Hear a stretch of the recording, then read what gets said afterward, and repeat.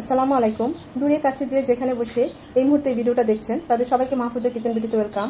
আজ সিম আলু টমেটো দিয়ে কই মাছ রান্না করব। একদম মাখো মাখো করব আর কি। এটা চাইলে আপনারা আরেকটু শুকিয়ে একদম চচ্চড়িও করে নিতে পারেন, সেটাও অসম্ভব ভালো লাগে। তো গরম ভাত দিয়ে পরিবারের সবার কথা ভেবে এই মাখো মাখোটাই রাখলাম। এটাও অসম্ভব ভালো হয়। ঝোল ঝোলের একসাথ, মাখো মাখোর একসাথ, যে কোনো রেসিপির। আবার একদম শুকনা শুকনা চচ্চড়ি করলে সেটার আবার আরেক স্বাদ। তো অসম্ভব ভালো হয়, অল্প মশলায় অল্প তেলে একদম ঝটপটে এই রান্নাটা হয়। আমি তো এভাবে প্রায় করি, যে কোনো মাছ দিয়ে আমি এই সিম আলু দিয়ে এভাবে করি। তো সেটাই আজকে আপনাদের সাথে শেয়ার করেছি। কিভাবে আমি আজকে এই রান্নাটা করেছি সেটা চলুন দেখা যাক।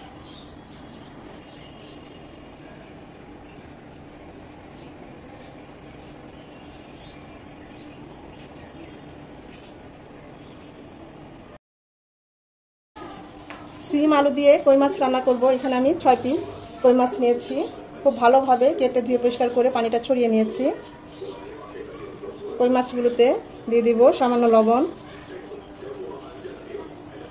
হলুদ গুঁড়ো সামান্য, আর অল্প একদম আরো সামান্য একটু মরিচ গুঁড়ো। এগুলো দিয়ে মাখিয়ে নেব। সাথে দিয়ে দিব 1 পিস লেবু রস।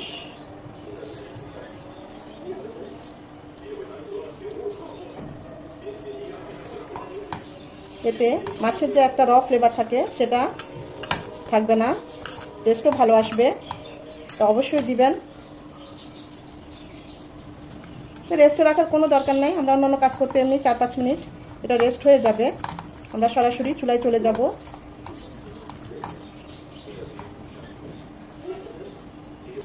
মাছগুলো ভাজার জন্য প্যানে দিয়ে দিচ্ছি সয়াবিন তেল।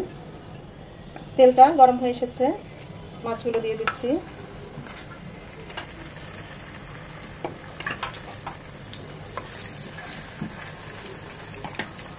খুব কড়া করে ভাজবো না, জাস্ট 1 মিনিট, আবার 1 মিনিট 2 মিনিট ভেজে নেব।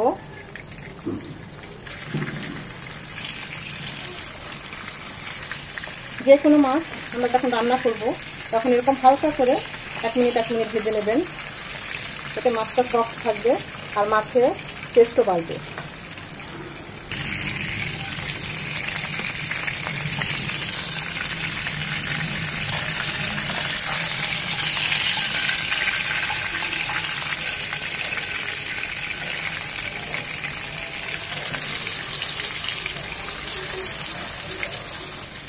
নতুন শাকসবজি নেমেছে, সিম, টমেটো, বাঁধাকপি, ফুলকপি, এগুলো দিয়ে এই ধরনের মাছ খুব ভালো যায়। কই মাছগুলো বেশ বড় বড়, তবে খুব বেশি বড় কই মাছ আর ভালো লাগে না, চর্বি হয়ে যায়। মিডিয়াম সাইজের কইগুলো, ওগুলো খেতে আমার কাছে ভালো লাগে। এই তেলে আমি আলুগুলো ভেজে নেব। যেহেতু আলুগুলো হার্ড, 1 মিনিট আগেই দিলাম। এই তেলে একই সাথে আমি আবার সিমও ভাজবো। আগে 1 মিনিট আলুটা হোক। আলুটা 1 মিনিট ভেজে নেওয়ার পর একই সাথে আমরা সিমটা ভেজে নেব, জাস্ট 1 থেকে 2 মিনিট, ঠিক মাছের মতোই। এখানে কোনো লবণ বা কিছুই দেবো না, জাস্ট এই তেলে একটু হালকা করে ভেজে নেব আলু আর সিম। জাস্ট এরকম 1 থেকে 2 মিনিট ভেজে নিয়েছি। এখানে কিন্তু লবণ, হলুদ, মরিচ কিছুই দেওয়া হয় না। এখন আমরা এটা উঠিয়ে নেব। কই মাছটা রান্নার জন্য প্যানে দিয়ে দিচ্ছি সয়াবিন তেল 2 চামচের মতো। তেলটা গরম হয়ে এসেছে। একটা পেঁয়াজ কুচি, এখানে খুব অল্প পেঁয়াজ কুচি যাবে, পেঁয়াজ কুচিটা নরম হবে।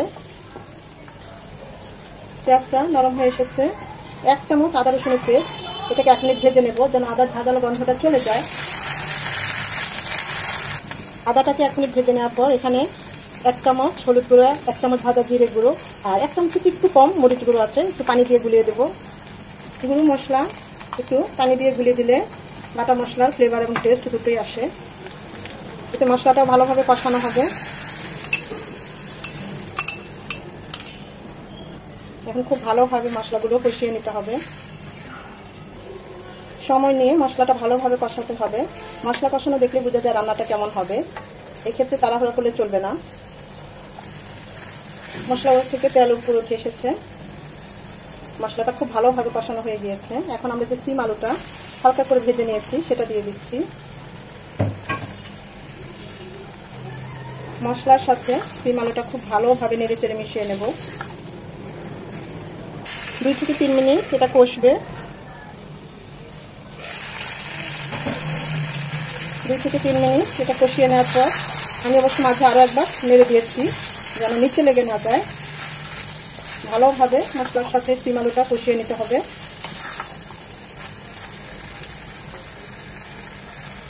এখন এখানে দিয়ে দিব ফুটানো পানি। গ্রেভিটা দিয়ে যেমন রাখতে চান, ঝোল ঝোল চাইলে ওই অনুযায়ী দিবেন, আর ঝোলটা কম রাখতে চাইলে তখন পানিটা কম দিবেন। আমি এখানে 1.5 কাপ ফুটানো পানি দিলাম।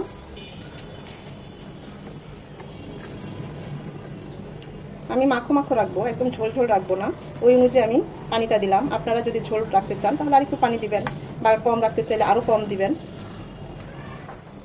2-3টা বলক আসবে। মোট কথা খুব ভালোভাবে পানিটা ফুটে এসে 2 থেকে 3 বার এটা বলক হবে। 2-3 মিনিট রান্না করব।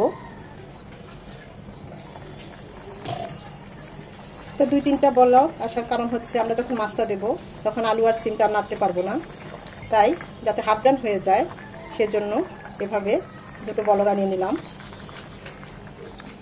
এখন মাছগুলো দিয়ে দেব।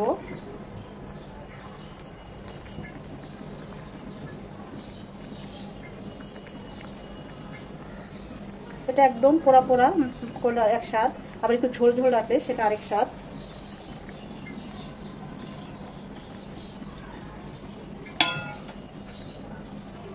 দিয়ে দিব স্বাদ মতো লবণ। আমরা কিন্তু মাছটা ভাজার আগে লবণ দিয়ে মাখিয়ে নিয়েছি। একটা টমেটো এরকম চিকন চিকন করে কেটে নিয়েছি সিমের মতো, সেটা দিয়ে দিচ্ছি।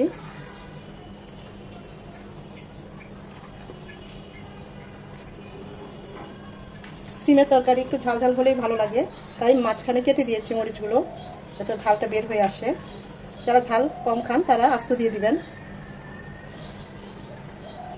এটা রান্না হবে এখন 12 থেকে 15 মিনিট। মাঝে অবশ্যই 1-2 নেড়ে দেব, মাছগুলো একটু উল্টিয়ে দেব।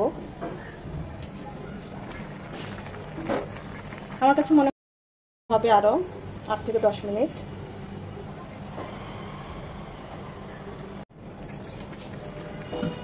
আমি মাছগুলো উল্টিয়ে দিয়েছি, মাঝে সবকিছু ঠিক আছে। এখন আর 2 থেকে 3 মিনিট হবে। সেই 2-3 মিনিট আগে আমি হাফ চামচ ভাজা জিরে গুঁড়ো, ফ্রেশ ভাজা জিরে গুঁড়ো উপরে একটু ছড়িয়ে দিচ্ছি। এখন আর 2 থেকে 3 মিনিট একদম ডিম আঁচে রাখবো।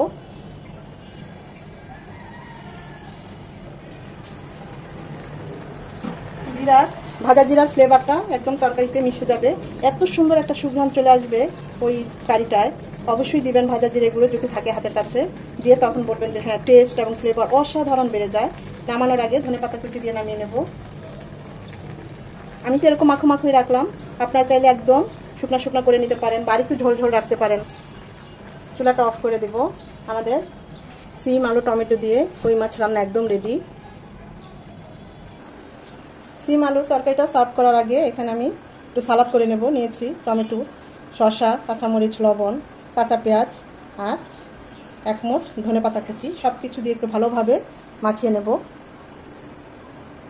একটু ঝাল ঝাল হয়েছে সালাদটা, কিন্তু এমনি খুব মজা হয়েছে। কত সুন্দর মাশাআল্লাহ কালার চলে এসেছে, দেখতেই পাচ্ছেন। গরম গরম ভাতের সাথে এরকম সিম আলু টমেটো দিয়ে কই মাছের ঝাল তরকারি একদম জমে যাবে। অসম্ভব ভালো হয় এভাবে যদি আপনি সিম আলু দিয়ে যে কোনো মাছ, এখানে কই মাছ নিয়েছি, আপনি যে কোনো মাছ নিয়ে এভাবে একই রেসিপিতে রান্না করতে পারেন, খুবই ভালো হয়। তবে সিমের তরকারি একটু ঝাল ঝাল হলেই ভালো হয়। এই ঝোলটা এরকম পাতলাই হবে, এটা ঘন হবে না। আর এটা মাখো মাখোই বেশি ভালো লাগে, ঝোল ঝোলটা একটু কম ভালো লাগে। সিমের তরকারিগুলো একদম শুকনা শুকনা পোড়া পোড়া চচ্চড়ি বা এরকম একটু মাখো মাখো অসম্ভব ভালো লাগে গরম ভাত দিয়ে। আশা করি ভিডিওটা আপনাদের ভালো লেগেছে। আর যদি ভালো লেগে থাকে এভাবে একবার হলেও ট্রাই করবেন। ফ্রেন্ডস ফ্যামিলির মাঝে বেশি বেশি করে শেয়ার করে দিবেন। একটা লাইক তো অবশ্যই দিবেন। যারা নতুন তারা একবার হলে এভাবে ট্রাই করবেন, ট্রাই করে আমাকে কমেন্ট করে জানাবেন কেমন হয়েছে। সময় নিয়ে যারা এতক্ষণে ভিডিওটা দেখেছেন তাদের সবাইকে অসংখ্য ধন্যবাদ।